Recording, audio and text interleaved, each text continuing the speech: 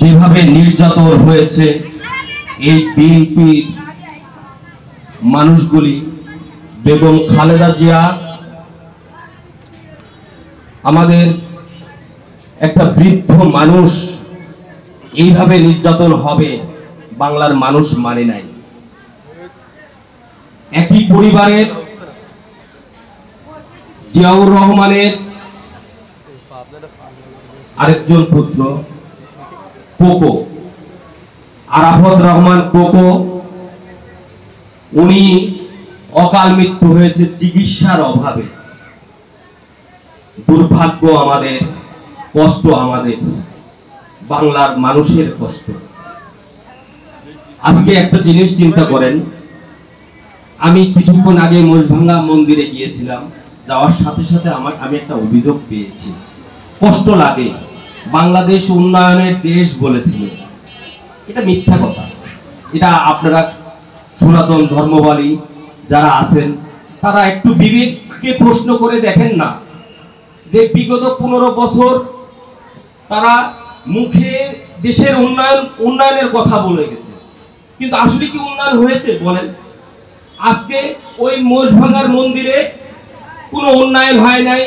আমাদের প্রয়াত নেতা আকরাম প্রিন্সিপাল উনি ওই মন্দিরটা করে দিয়েছিল বলে কিন্তু ওইখানে মন্দিরের পূজা উৎসব তৈরি হয়, অনুষ্ঠিত হয়।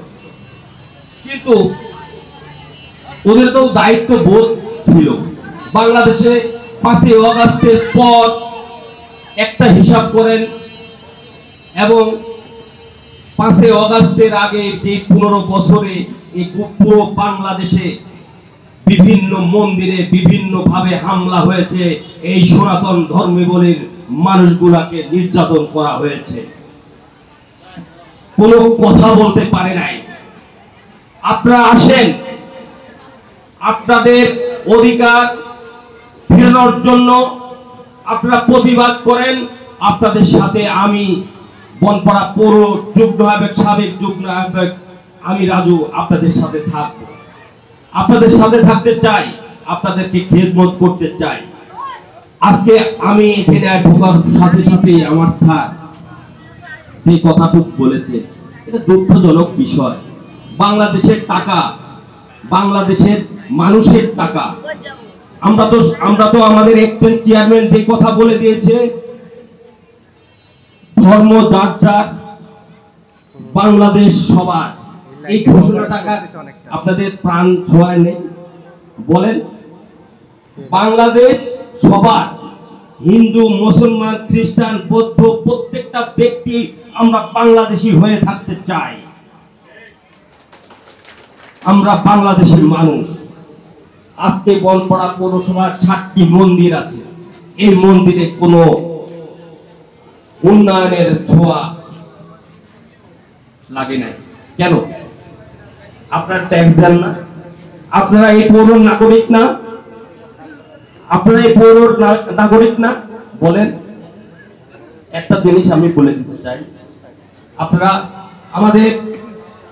আমি রাজনীতি করি, আমার প্রিয় নেতা অ্যাডভোকেট রুহুল কুদ্দুস তালুকদার দুলু সাহেব যে নির্দেশনা দিয়েছে আমাদেরকে, প্রতিটি পূজা মণ্ডপে গিয়ে তাদের পাশে থাকবে, সুবিধা ও অসুবিধা সব দেখবা, একই আমাদেরকে বলে দিয়েছে।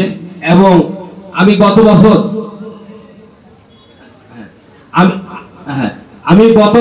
বছর আমি কিন্তু এই পূজা মণ্ডপে এসেছিলাম। পূজা মণ্ডপে এসে কিন্তু আমি কিন্তু 2000 ইট দান করেছিলাম আমার ব্যক্তিগত তরফ থেকে। আমি কিন্তু অন্য কোথাও থেকে টেনে নিয়ে এসে দিব সেই কথা বলিনি। এই 2000 ইটের ব্যাপারে আমি আমার সত্যেন দাদা, আমার আরো অনেকের কাকা, সবার সাথে